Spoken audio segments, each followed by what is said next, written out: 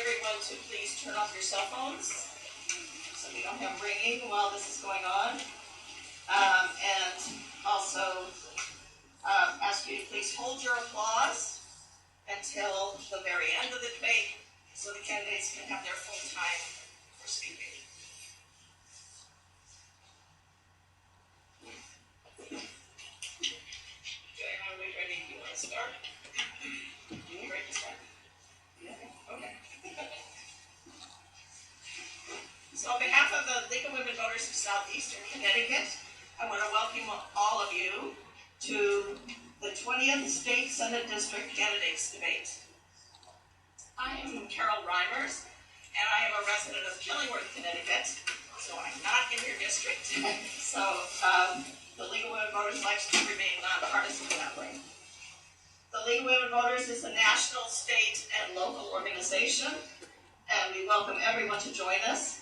We are pleased to sponsor debates like this one because we believe in empowering voters and defending democracy. So the candidates for the 20th State Senate District are Jerry Labriola, Republican, and Martha Marks, Democrat. The first candidate, which was determined by a drawing, which will be Mr. Labriola, will be asked a question and have 60 seconds to respond. The second candidate can address the same question for 90 seconds, and the first candidate will then have another 30 seconds to complete their response to the question. The next question will be asked first to the second candidate, and the timing will go as in turn, will alternate. We have timers here who will keep our candidates on track. And in that drawing, as I said, Mr. Labriola is first. We will begin with a 1-minute opening statement and then go into questions. Please start, Mr. Labriola. Well, first I want to thank the League of Women Voters and Tony Sheridan and the Chamber of Commerce for taking all the time and effort to organize this debate. I'd like to thank my opponent for participating. Who am I? I'm Jerry Labriola. I'm a common sense, centrist Republican. Generally a positive person. I'm not too far to the right. I'm not too far to the left. I've been endorsed by retiring State Senator Paul Formica, who is with us today. I've also been endorsed by the Connecticut Independent Party. They feel I will be an independent voice in Hartford. I've been crisscrossing the district. I've been knocking on a lot of doors for about 4.5 months now. And frankly, I've been doing a lot of listening. And what I'm hearing is that people have very real concerns. They're concerned about sky-high taxes. They're worried about how to put food on the table, how to pay for electric and very high home heating bills. They want affordable health care. They're very concerned about public safety and the crime rate. Thank you very much. Your 60 seconds is over. Oh, that's right.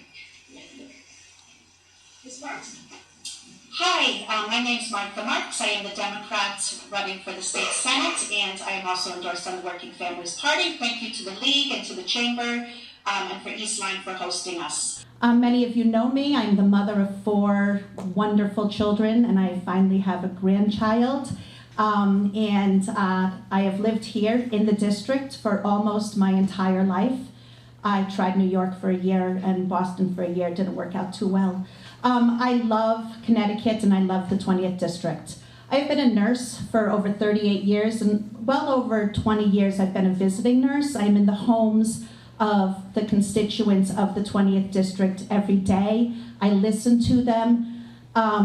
Like somebody said earlier, I've taken care of a 101-year-old woman, and then I've taken care of the veteran who lives in the Red Roof Inn. I know the pulse of the 20th District, and I am ready to take that energy and care. Thank you. Thank you. Okay, we'll move on to the first question.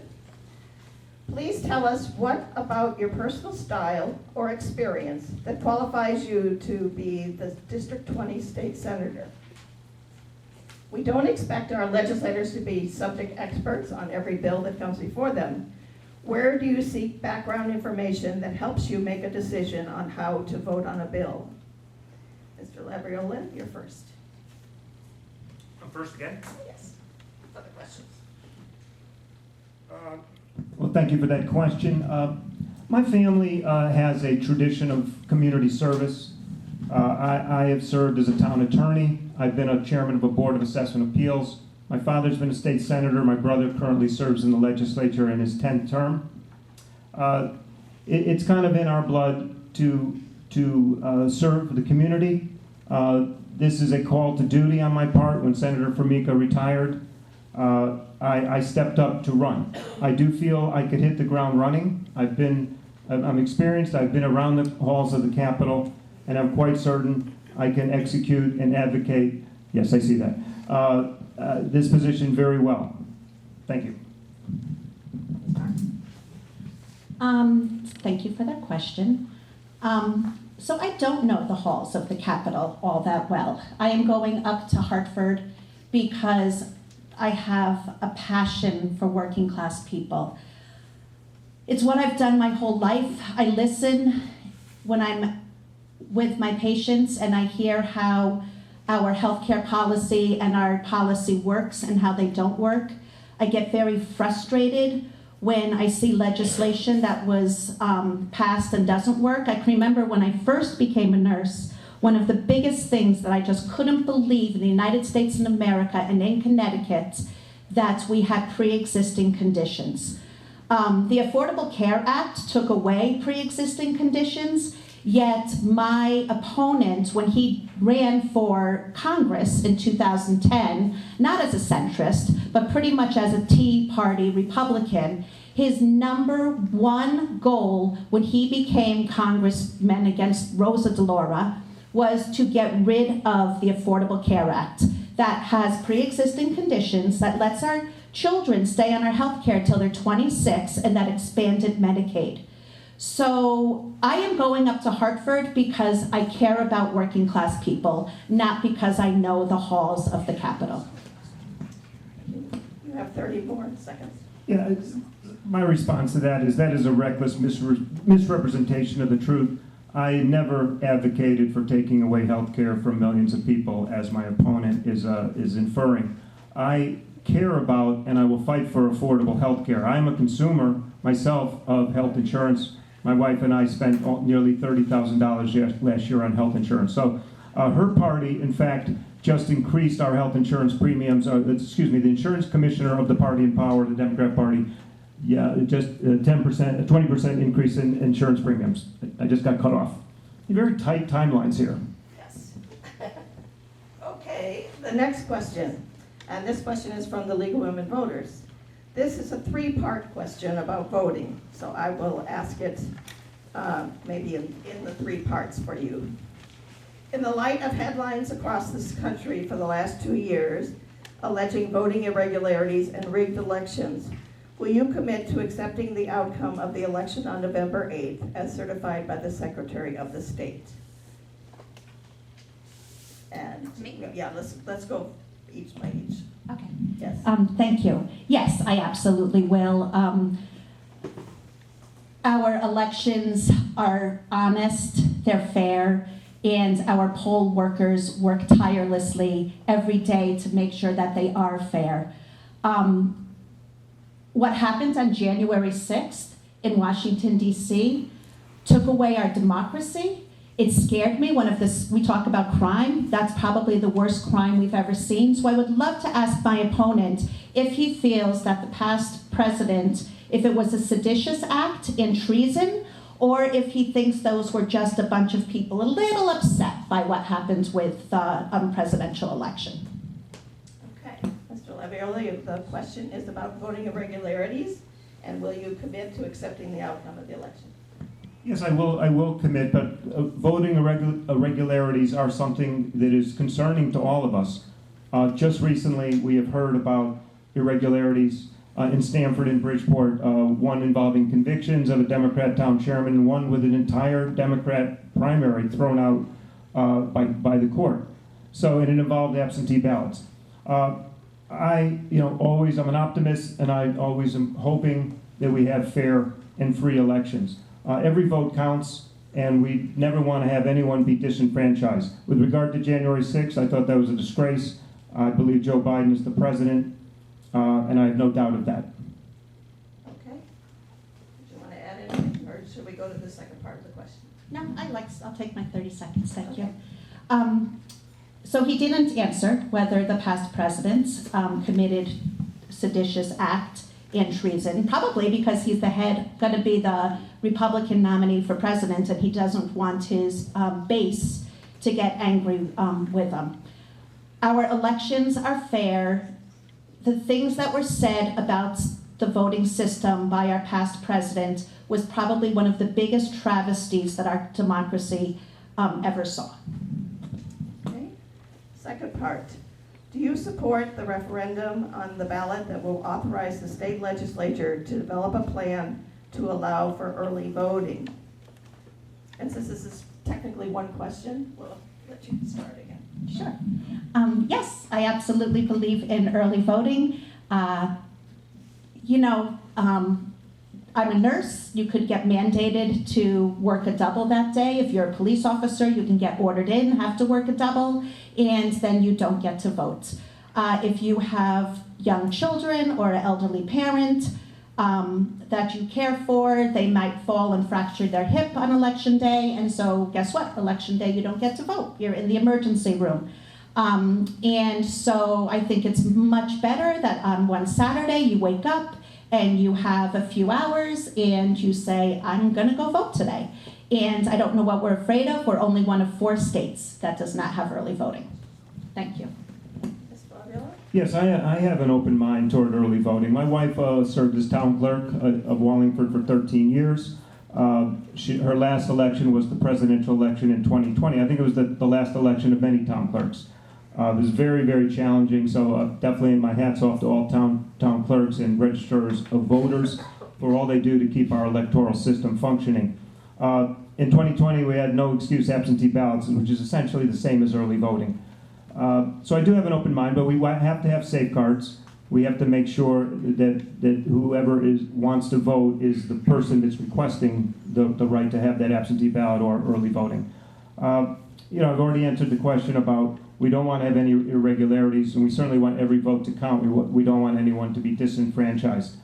So I definitely have an open mind. I'm glad it's going to referendum. I'm going to vote yes, and then we'll see what happens after the voters speak on November 8th. Okay. Now you want to respond again? Okay. So the third part of the question is, in the next election cycle, would you support making permanent the no excuse absentee ballot? Sure. I mean, hopefully we have early voting and it's not quite as difficult. The no excuse absentee ballots, the fact that you have to get the application and then send it in and then get the ballot and then send it in, there has to be an easier way that you can just go and vote early voting. So I don't know. I mean, this is something I'm not an expert on. That's why we have the Secretary of State's office. But I'd like to make it a little bit easier than what it is right now.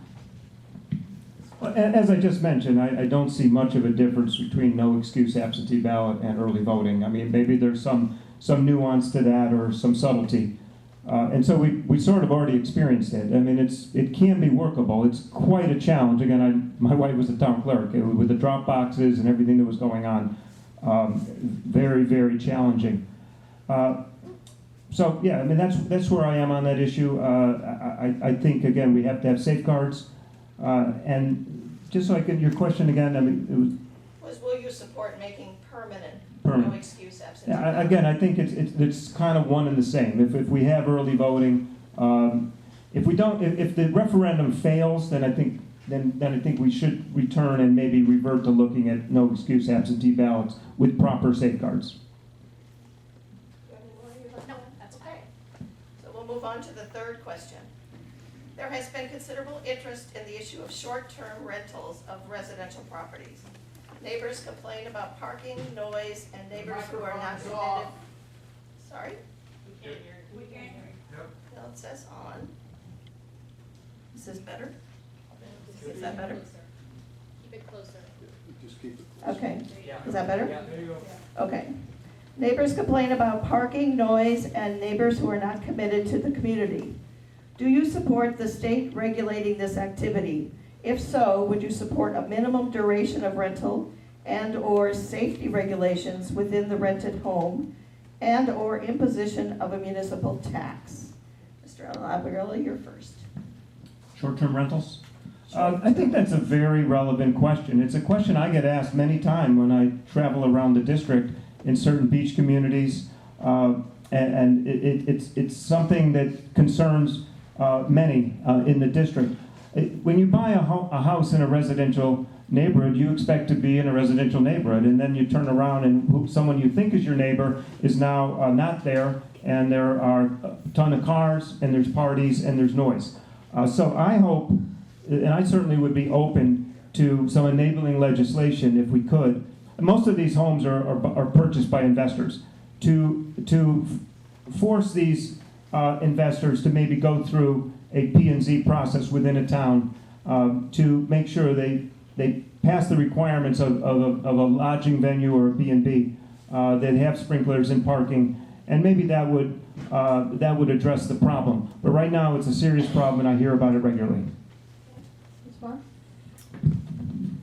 Yeah, as a city councilor in New London, I actually get calls quite often from residents in New London that, you know, have a beautiful house in a residential neighborhood, and then an Airbnb goes up next to them, and they can't keep their window open, or, you know, you sit on your front porch. Everybody loves their front porch, and I think that's what we all missed during COVID, is those little interactions when the people walk by and hi, and how's the dog, and how's the grandkid, and all that lovely little chitter chatter that happens when you're sitting on your front porch.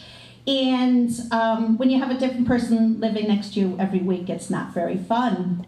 But then there are people in our town that pay their taxes with the income that they get from renting their house out for a few weeks in the summer.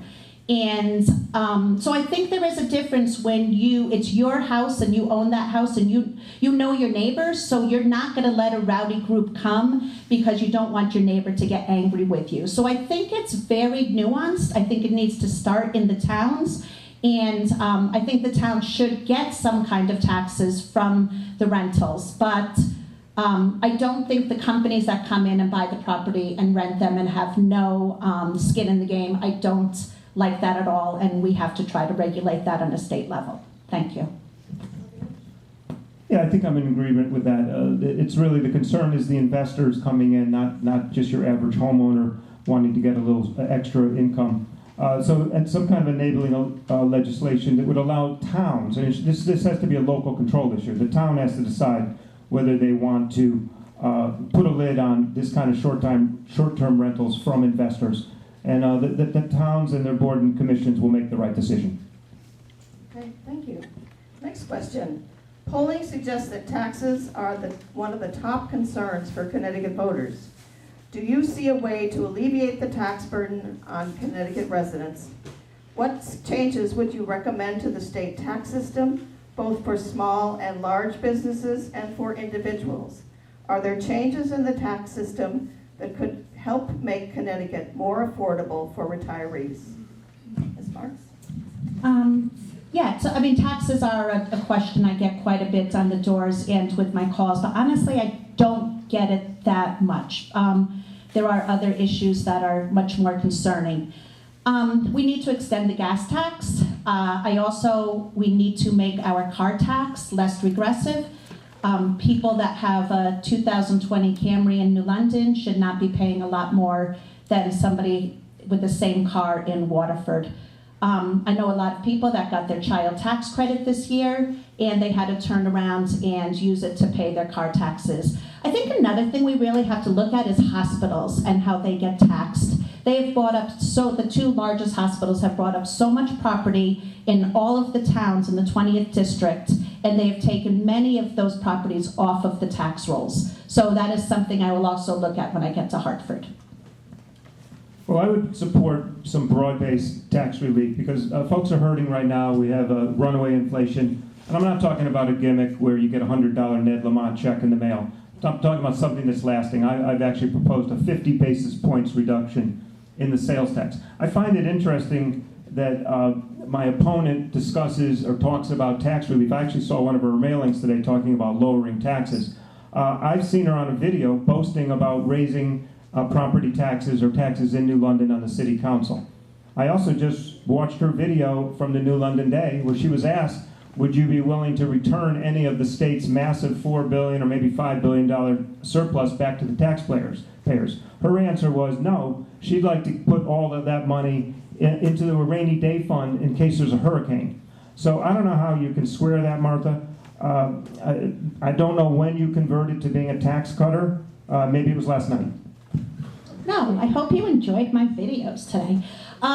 So as far as it goes with the New London, that was like 8 years ago, which this is when they don't want people taping debates because then the trolls on the Republican side took a tiny little bit of a debate and memed it. I was asked a yes or no question, and the question was, do you promise to never lower taxes? I don't promise things I don't mean. Ned Lamont did a lot more than a $100 give back, and thank you. You have 30 seconds if you want to respond again. Your Honor, no further questions. All right, next question. What would be your top priorities for the next legislative session? What bills would you co-sponsor, and which would you support? And, no, actually, it's Mr. Lauderdale, you first. Well, I just discussed, I do believe we have a need for some broad-based tax relief, and there could be some other ways to help folks. We have a lot of nuisance taxes. There's maybe 100 of them in total. There are certain burdens on our small businesses, regulations, licensing requirements. So in an overarching way, I think a sales tax reduction, sales tax is the most regressive tax of all. But the other little taxes and things that could flow through and affect small businesses, these are things that add to affordability and the cost of living. I know one easy fix right now, we could lower our energy bills by 10% if we just took off policy taxes. So that would be an easy one to propose right off the bat. With only 60 seconds to discuss it, I think I'm coming to an end. Okay, so the two things that I would do would be affordability. There's many things we can do with that, but my number one thing that I would be screaming from the rooftop, like I have done for the last 4 decades, is women's reproductive care. I speak about it all the time. When the Dobbs decision came out, I left a conference and went out and gave a Facebook Live because I was devastated. When they try to take away funding for Planned Parenthood, I walk around with a pink sign and say, don't take away my birth control. My opponent says he is pro-choice. Well, actually, he doesn't say it. He has his wife say it on a video because I think he's afraid to say it because he knows he will lose his base. And I would like him to tell me, if he is pro-choice, what exactly does that mean? What do you think about the parental consent? What do you think about the IUDs and contraception and emergency contraception? There is so much that goes into women's reproductive care, and when I talk to people on the phones, that is what they ask me. Everybody, men, women, young, old. Some of the stories of my older patients telling me what it was like when they were at Eastern, because they were teachers and they had to go and get illegal abortions. We never want to go back there. And if the Republicans won, so I'm sure he's supporting Mike France and Levy, we'll lose it. Well, I said in my opening remarks I am pro-choice, and I've said it repeatedly and consistently. My opponent always wants to distract away from the real issues. She doesn't want to talk about her party's record on the economy, on taxes, and inflation, and the crime rate. So she's always going to find a way to discuss something that is less of an issue instead of the issues that actually everyone talks to me about on a daily basis. Okay, thank you. Our region is dominated by the defense industry. How can the state support more diversity in our industrial base and help small business to fill our empty storefronts? Ms. Marks, you first. Will you say it one more time? Yes. Our region is dominated by the defense industry. How can the state support more diversity in our industrial base and help small businesses to fill our empty storefronts? So the industrial manufacturing is doing very well. Eastern Connecticut is booming because of electric boats and because of the wind power. We can create as many jobs as we want, and we're on our way. We're doing it. There's, openings at Yale, openings at Hartford Healthcare, openings at EB, but we're never going to be able to get the people to work here if they don't have the housing. So we have to make sure that we have workforce housing for these families. If you're going to start a family, you don't necessarily want to live in an apartment building or a condo. You want to buy a nice rancher cape, like Montville Manor, like some of the smaller developments in Waterford. And that is what we have to spend a lot of our time looking at, is how we can put workforce housing throughout the 20th district, and then we'll get the people to live here.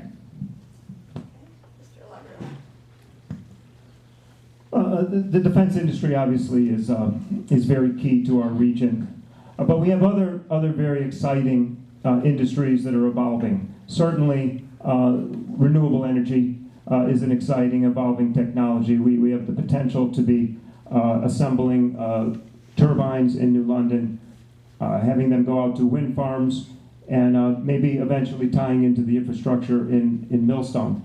Millstone has the potential, and maybe you're going to ask a question about renewable energy, so I may have to repeat myself. But Millstone certainly has the potential someday to be the carbon-free energy hub of New England. So that's certainly diversity away from just the pure defense industry of electric boat or General Dynamics. Small business in the 20th Senatorial District, in my view, is the backbone of our economy.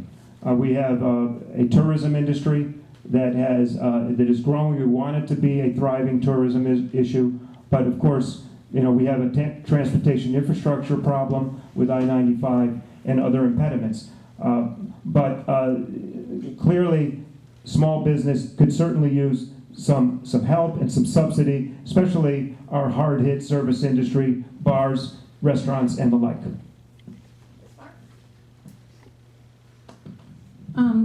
Yeah, and again, we need housing. You have to live somewhere. So it is such a big problem. I would say after choice, that is probably the #1 thing that people talk to me on the phones. And I tell the younger people, you have to get on the P&Zs, and you have to, start sitting at the table, because the people that sit at the table, that's how we change the laws. And the last 2 years, nothing's really happened with housing. Okay, thank you. These next 2 questions are from our high school students. The first one is, small towns in our region will soon be home to marijuana retail outlets. How will the laws be enforced to prevent access from minors? And Mr. Labiola, you're first. Well, in general, I support the cannabis legislation. Every town has a choice to make in terms of dispensaries being located in a town. In terms of the regulation involving minors, I don't know the interaction with the state police and how in fact, that enforcement protocol will take effect. I know in my own town of Old Saybrook, we've had pretty much of a dust-up over a dispensary that was going to be located right off of the I-95 exit ramp, and it looked like a kind of a dangerous situation, and our chief of police came out against it. I think it has since been withdrawn. It's definitely a local control issue. I will note that towns do have the opportunity to reap a 3% sales tax if they have a dispensary in their town. But we have 8 different towns that may have 8 different ways of looking at it, and I would always support local control involving marijuana dispensaries. I don't know what the laws are going to be about how the sale of cannabis is going to happen. I support it 100%. I have heard that it's going to be a lot more difficult. You can't even walk. You won't even be able to walk into the store that sells cannabis if you're underage. So I think it's any kind of substance abuse is a serious problem. And I am hoping that with the legalization of cannabis, that it will help with some of our opioid deaths, the fentanyl deaths, because that has just gone up exponentially in New London County. I support the cannabis, and yeah, that's it. You have 30 seconds if you like to say more. Well, again, whether it's tobacco or alcohol or cannabis, I mean, you have age requirements and they have to be enforced. One of the main reasons I do support the cannabis legislation is I sure think it beats the black market, which is unregulated and in my view very dangerous. So I'm sure that they will come up with a good protocol. Okay, and our next question from the high school students. How will you ensure that schools are implementing educational programs on the topics of Black, Latino, and Native American studies as have been mandated? And Ms. Marks, you're first. Thank you. Yes, that is so important. We have to have real history in our schools. I would think that the Department of Education would make sure that it happens, but I also will have relationships with all of the Board of Educations throughout all of the 8 districts. I interviewed with 3 very bright students from East Lyme High School, and they discussed this. One of them was taking the class about Black history, and he was actually a little disappointed. They thought it was a little watered down. When I was in high school, my Black history education was watching Roots. I don't think that serves anybody very well. So I'm very excited that we have made these courses mandated, as well as learning labor history in the schools. I think is excellent. And it's great. Education is wonderful, and I'm very excited about it. Well, I certainly support diversity in educational policy, but we have 8 boards of educations in the district, and I do believe in local control when it comes to educational policy. These boards are folks that are elected every 2 years. They're held accountable, and they should be setting. It should be the residents. It should be the parents. And the members of the Board of Education that set educational policy within each of our towns, not bureaucrats in Hartford. So I'm not sure if that means that my opponent doesn't support the teaching of Black, Native American, and labor issues, and I would think women's history would be a really good thing to have to teach as well.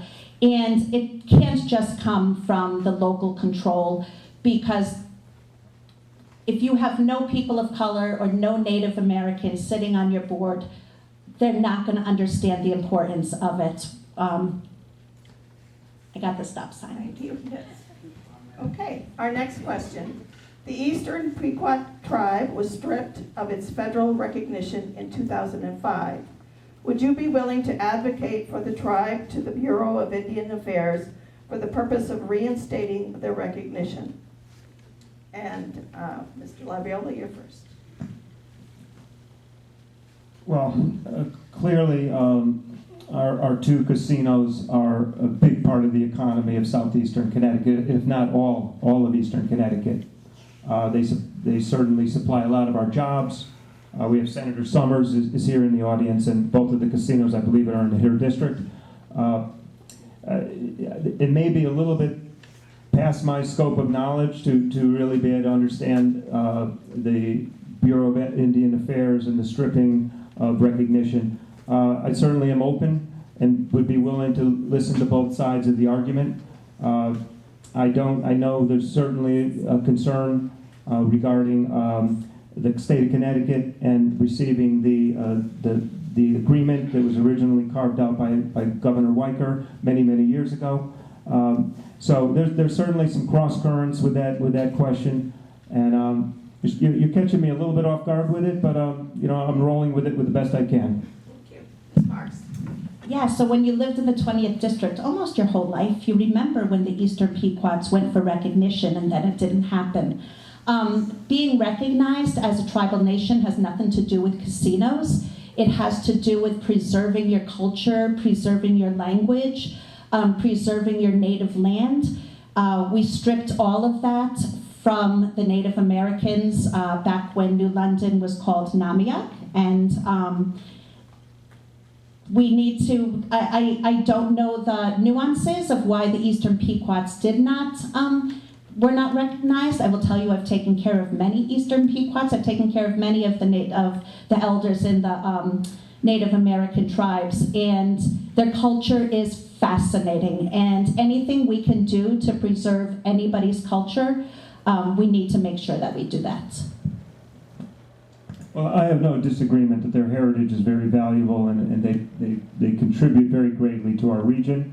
And I wish them nothing but success and the opportunity to thrive. And I've certainly been, again, it's a very, very big and important part of our economy. Thank you. During the past legislative session, funding was allocated to address health care, including mental health. A concern now is an inadequate number of providers, both in the schools and in the community. How would you, as a state senator, work to expand the number of mental health providers who can serve our population both in schools and at the community level? Ms. Marsh, you're first. Yeah. First, one correction from the last question. It is Senator Austin, not Senator Summers, that has both of the tribal nations in her district. Again, I have lived here my entire life. Thank you. Mental health is huge. It's a patient-facing, client-facing profession, which is exhausting. It's what I do. I have a lot of mental health clients, and doing that every day, all day, like any job, is hard. We have to treat them with respect, and we need to pay them what they're worth. If you go to college, if you become a medical social worker, you have to get your master's degree. And then when you come out, you get a job that pays you $50,000 or $60,000 a year after getting your master's degree. That just isn't right. And so the number one thing we have to do is raise their pay. And then we hopefully will draw in more people that want to go into that profession. We have to recognize mental health for what it is. It's a disease. It's certainly going to be a very big priority to me. It's something I hear about a lot when I'm at people's doors. There are many providers. There are many parents that have kids or relatives with mental health issues. It ties into a lot of societal problems. So it needs to be better funded, and that's the role of a state senator. I mean, certainly you look at your communities, you hear about the problems, the challenges, you work with local leaders, and you go to Hartford and see if you can bring back some resources to help your communities. So it would be a priority of mine to make sure we're better staffed and that we can treat mental disease, and I think that would go a long way to solving a lot of our problems. A dream of mine would be to have one building that you go for mental health, just like you have one building you go to if you have a bone problem, or one building you go to for women's reproductive health, where you know anybody that walks into that building has access, that there are all different services in there, that if you're in crisis, you don't need to go to the emergency room, where that is not where mental health crises should be taken care of. So someday, I hope I can make that dream come true. Okay, on to the next question. How can the state support development of a workforce that will benefit both local business and industry and employees? We are interested in expanding access to careers in manufacturing, healthcare, and skilled professional jobs. Mr. Labriola? I'm sorry, could you repeat that? Sure. How can the state support development of a workforce that will benefit both local business and industry and the employees? We are interested in expanding access to careers in manufacturing, healthcare, and skilled professional jobs. Well, certainly any assistance in that regard from the public side and the public sector would certainly not be turned away, and it would be important. So technical training, some subsidies, some incentives was never going to hurt us. I hear a lot of complaints from employers that they can't get good help, and we certainly have a work shortage in many of our industries, especially on the industrial side and the manufacturing side. But it's also a problem that needs to be addressed and tackled by the private sector. So I always look for that balance between public and private. And I see that my time's almost up, but, I still have 15 seconds, thank you. So I would always be open-minded. Again, if I could bring resources to the district to help with workforce training, it would certainly be a priority of mine. Yeah, we have some great workforce training already out there. The pipelines, really, starting with the kids in high school, get them interested not only in manufacturing, but in healthcare and teaching, in social work. Biggest thing is housing. I'll say it, it's housing, housing, housing. You're not going to get the people to work in their jobs if they have nowhere to live, or if they're spending half of their pay in an apartment. So we have to continue to work on our housing stock. And I think the other thing we have to do is we really have to start young with the kids and introduce them to what are the industries we have in our community. When I grew up on Gallup Lane in Waterford, there was a lot of people that worked at their dads worked at Electric Boat. I thought they made electric boats. I didn't know they made submarines. And we just didn't talk about submarines at the dinner table. My father was a gynecologist, an obstetrician. You don't want to know what we talked about at the dinner table. So, I mean, it's just, we need to and there was chemists that worked at Pfizer, and I never really understood what they did at Pfizer. It was back in the old days, remember when Pfizer smelled so bad when you would go buy it in a boat? So I think we have to start with the kids younger in school and really take them on field trips and show them our millstone, show them what is so much of the industry in our community, so then they start working hard in the younger grades because that's what they want to do when they grow up. Workforce housing has been mentioned several times. I mean, that's actually my profession. I represent first-time buyers in real estate closings. I'm a real estate closing attorney. Before you have to worry about training people, you got to have them have a place to live. I do feel that the market forces are at work, and sooner than later, the housing stock between supply and demand is going to come more into balance. I don't know if there's a housing question coming up, but I'm getting a stop sign. Okay, thank you. Next question. Do you agree with Connecticut's current laws that allow the same-sex for same-sex marriage and a woman's right to choose? Would you adapt the laws regulating either of these rights, or would you support allowing them to stand as they are currently written? Ms. Marks, you're first. Yes, yes, yes, and yes. Absolutely. Woman has a right to choose. I really want to know when my opponent says he is pro-choice. It wasn't in one of his priorities about what he's going to work for when he gets up to Hartford. He's going to represent 50% of the people are women, if not maybe a little bit more. What does pro-choice mean to him? And LGBTQ, I've always been an advocate. You can love who you want to love. You can dress however you want to dress. Just be who you are and be happy with it. And we have a lot to learn from this young generation. They're brilliant, they're smart, they're kind, and I will listen to them, and I will be a fierce, fierce advocate in Hartford.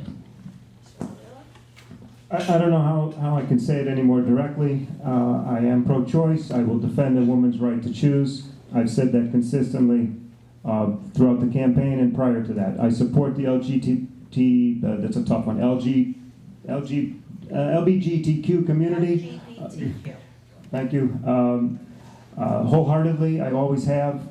I support same-sex marriage. I would be open to even more protections, and in talking with the community, if there are more protections they want, they would have an open ear in Senator Labriola. So I think there's not much distance between us on that issue. Oh, there is so much distance between us on that issue. If you are a Republican and you are going to vote for your ticket wants to take away a woman's right to choose. That is one of the first things they will do in Washington if your candidates get elected. It means at 15 weeks, you want to take away a woman's right to choose. I would also love to know what you think about the transgender community. Okay. We're on to the next question. Mike and I are not always agreeing. What strategies would you support to both mitigate climate change and to improve our resilience against its impact? Mr. Labrioli, you're first.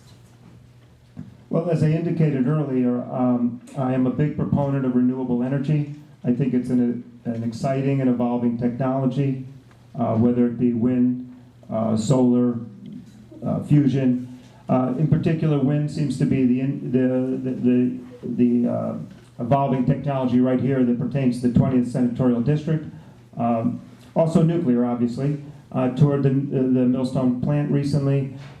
They have some very exciting plans and some opportunities. They're talking about maybe installing small, ultra-modern modular units. They want to tie into the wind farms way offshore. Again, as I stated earlier, their goal is to be the clean energy hub of New England. So in 60 seconds, the best I can say is I do feel there's a lot of action and a very bright energy future, and much of it is tied right here to the 20th Senatorial District. Yeah, so the question was about climate change and resiliency, which finally, everybody believes we're having climate change. It's taken a little while, but everybody doesn't agree on how we got here. So it is because of fossil fuels, and I'm very proud of what the Democrats did, this last session with the Clean Air Act. We have to look at our floodplains. We have to make sure how we're taking care of our marshes, and in order to stop the kind of hurricanes that just destroyed Florida because they have awful planning and zoning and they don't have any resiliency in Florida, and that's why they have low taxes. And Connecticut is very smart and very wise, and we're going to protect our beautiful coastline. And so I will continue to work with the people up in Hartford to make sure that the conservation plans that each town has developed, that they don't just sit in the drawer of the first selectman or the mayors or the of their office, and that we really do start implementing some of the changes that has to happen. And it's going to take money, but we can absolutely do it. And like I said, I love the 20th District. The water is gorgeous, and thank you. Well, as I've said on the trail to just about everyone, preserving our beautiful natural environment is a top priority of mine. And I do believe here in the 20th Senatorial District, we are on the forefront of a clean energy revolution with Millstone, Orsted, and all the exciting future potential in the area of renewable energy that is centered right here in our district. Thank you. Next question. Please talk to us a little bit about having more EV plugs in train stations and other stations and bus transportation, and supporting housing near large employers, more bike lanes on the roads and bridges as well. And Ms. Marks, you're first. Yes to all of those things. When I was on council, I was part of Chair of Public Works the first 2 years I was on council.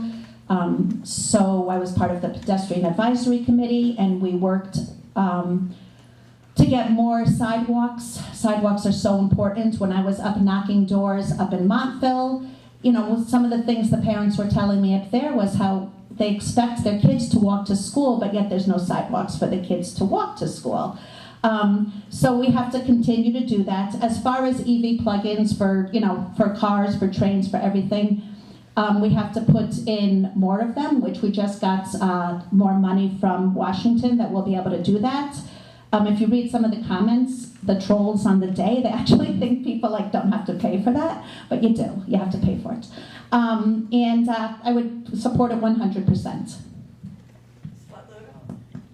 Well, I can't disagree with that. I mean, if that's the trend, if we're going to have more electric vehicles and Teslas and Fords, we need an infrastructure so they can plug in. Of course, it's not free energy, it's electric energy, so it's important that we have a robust electrical grid. We're lucky to have Millstone here. The power purchase agreement is turning out to pay dividends, which I'm excited about. The reason that the concern is that it doesn't flow through to the rate payer because of convoluted rate formulas. But the power purchase agreement that Senator Formica championed 4 years ago is starting to pay dividends. You can't charge your car if you don't have reasonably priced electricity. So I'm all for charging stations, sidewalks, trails, bike paths. Who could be against that? It helps the quality of life here in the 20th Senatorial District. One of the biggest problems I think we have in the area of transportation, with 30 seconds to go, is the problems we have with I-95. And I travel that from one end to the other because of where I live. In the summer, it's a parking lot. It's dangerous, and it's certainly an area that I think is an impediment to our tourism industry. And you can't be zooming around in your EV if you're clogged up in traffic jams on I-95. Yeah, we have to work on 95. Nothing has really happened in the last 6 years. I hope when I'm there, I will be able to get some action to make it 3 lanes. We have to improve our public transportation. I've done that in New London. It's something I'm very passionate about. I want to be able to take a train to Hartford when I become the senator, and I'm not going to be able to. So we have to work on Shoreline East. We have to work on Metro North. Thanks. Okay, thank you. This is our last question. Affordable housing is a significant concern for the people of our district. Not only is there a shortage in both rentals and homes available for sale, but prices have risen rapidly over the past 2 years. A person's zip code has been shown to predict quality of life in terms of health, education, and safety. What can the state do to ensure equitable access to housing for all people? Mr. Labriola? I will point out I gave a very lengthy answer to the New London Day. And that story just ran 2 days ago. So I'll try to give you the short version. I am a real estate closing attorney. I do closings for a living. I work with a lot of first-time buyers.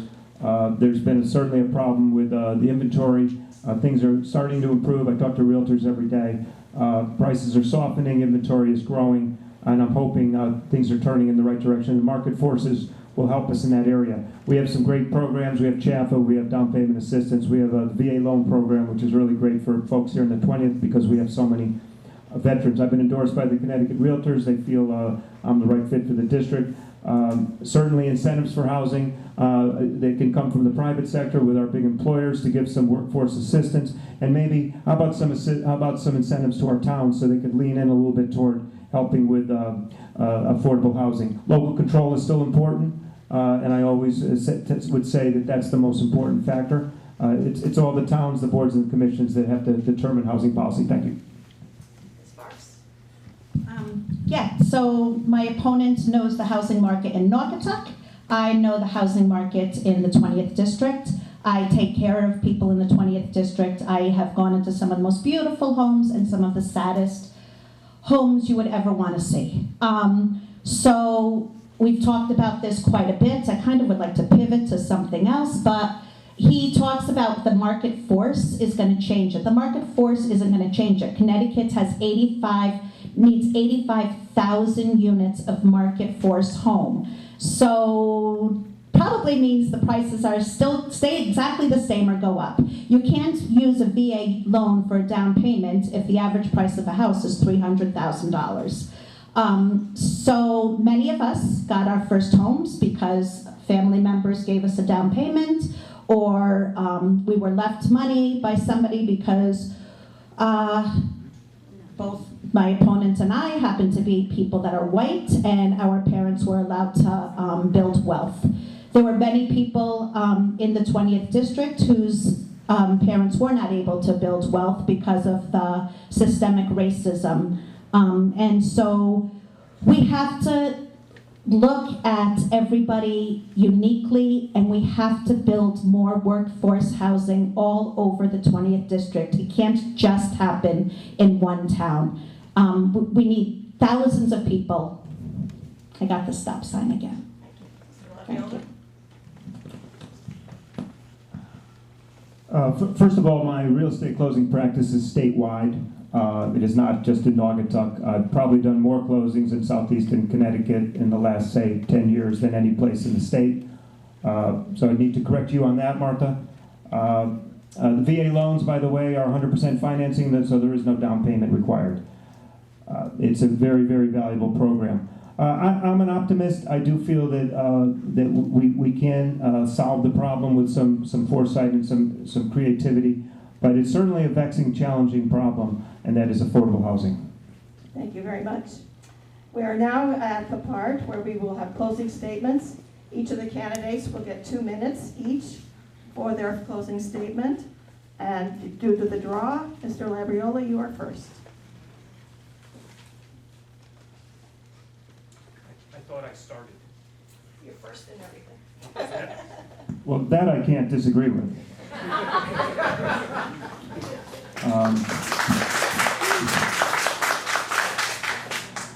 You know, I'm not really that much of a debater. What I will say is I do know that the closing statement is the favorite part of the debate because you know it's close to being over.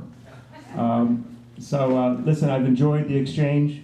We've had an opportunity to cover a lot of issues. I don't want to be put in a box. My opponent has been trying to do that because I was a state party chairman, so that means I share the views of all the candidates in the Republican Party 10 years ago. That just doesn't work that way.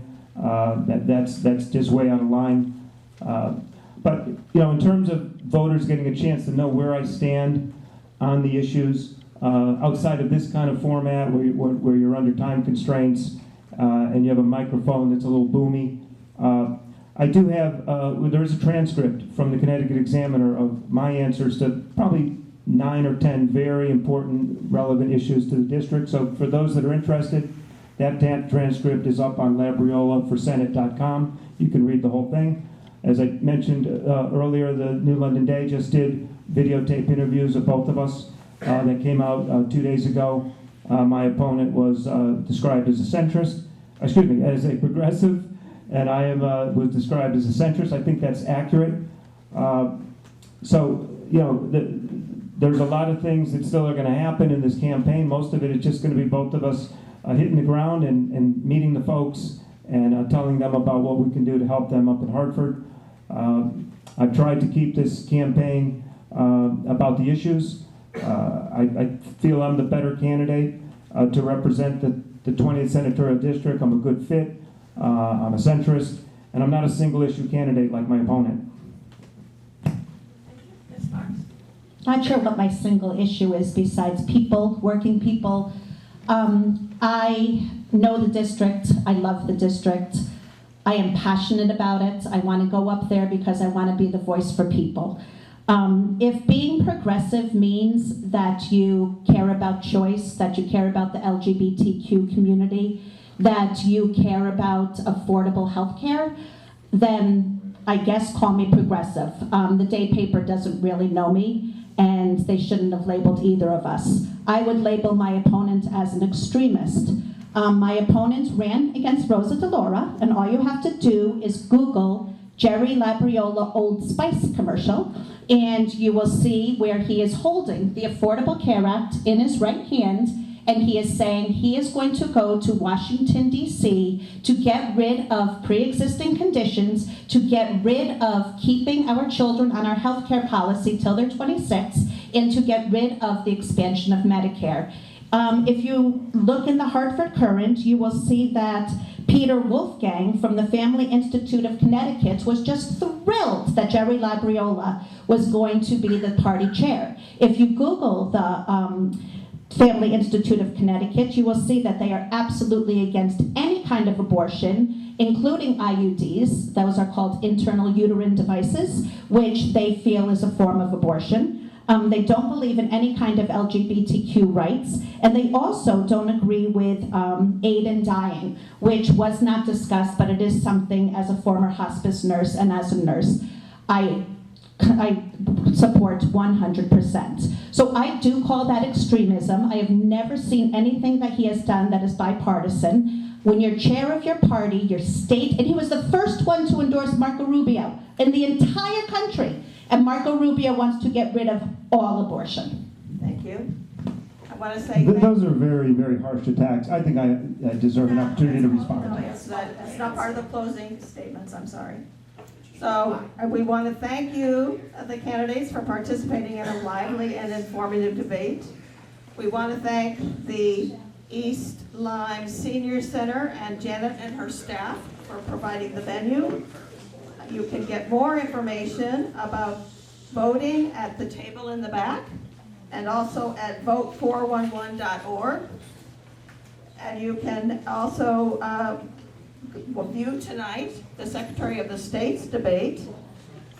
We also want to let you know that we thank the volunteers, particularly our wonderful timers, for working on this debate. Thank you to Steve Mezzo for videography from the Niantic Toastmasters. And there will be a recording of this debate as soon as possible on Facebook and the YouTube. It's now going to be your turn to speak on November 8th. Please be sure to vote. The polls will be open from 6 a.m. to 8 p.m. And we encourage all of you to participate in your democracy. Thank you.